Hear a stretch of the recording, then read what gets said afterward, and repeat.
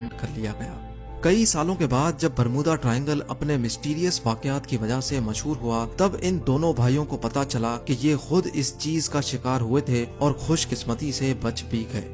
2015 में एल्फारो नाम की एक कार्गो शिप फ्लोरिडा से प्योर्टो रिको जा रही थी, जो 1 अक्टूबर 2015 वाले दिन रडार से गायब हो गई। यूएस कोस्ट गार्ड्स और एयरफोर्स ने एक कंबाइंड सर्च ऑपरेशन किया और पूरे 1 महीने की सर्च के बाद एल्फारो सतह समंदर से 15,000 फीट नीचे समंदर के बॉटम पर पाई गई। शिप के कैप्टन से जब आखिरी कांटेक्ट हुआ था, तब ऐसा लग रहा था जैसे शिप में पानी आ चुका है और वो एल्फारो से होने वाला आखिरी कांटेक्ट था।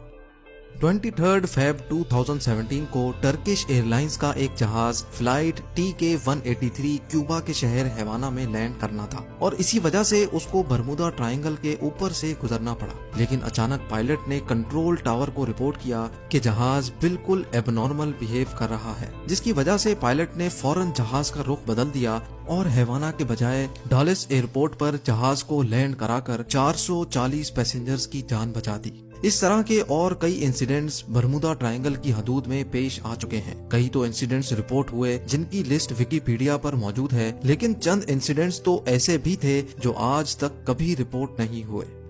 1967 में क्रिसमस वाले दिन एक अमेरिकन बिजनेसमैन जिसका नाम बुर्राक था, अपनी लग्जरी यॉट में मियामी बीच की सैर को निकला।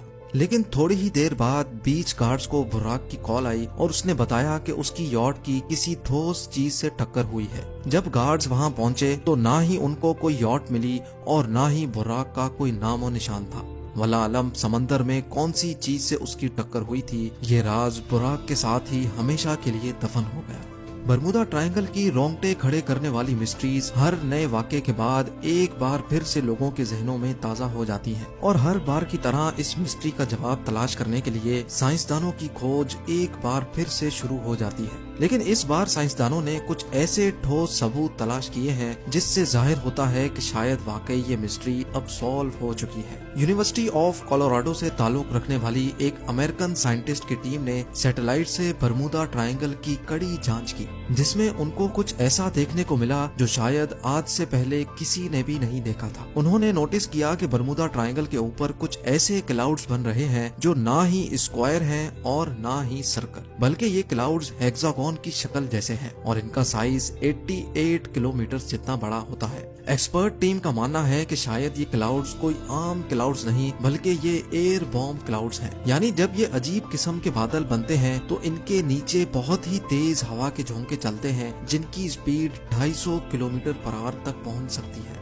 हवा के इन झोंकों की स्पीड इतनी तेज होती है कि ना ही इनमें कोई हवाई जहाज आसानी से उड़ सकता है और इनकी वजह से पानी में जो लहरें बनती हैं ना ही उनमें कोई बड़ी से बड़ी शिप तैर सकती है। साइंसदानों का कहना है कि शायद बरमूदा ट्रायंगल में होने वाले हादसात की ये भी एक वजह मानी जा सकती है। उम्मीद है जेम टीवी का ये एपिसोड भी आप लोग भरपूर लाइक और शेयर करेंगे। आप लोगों के प्यार भरे कमेंट्स का बेहद शुक्रिया। मिलते हैं अगली शानदार वीडियो में।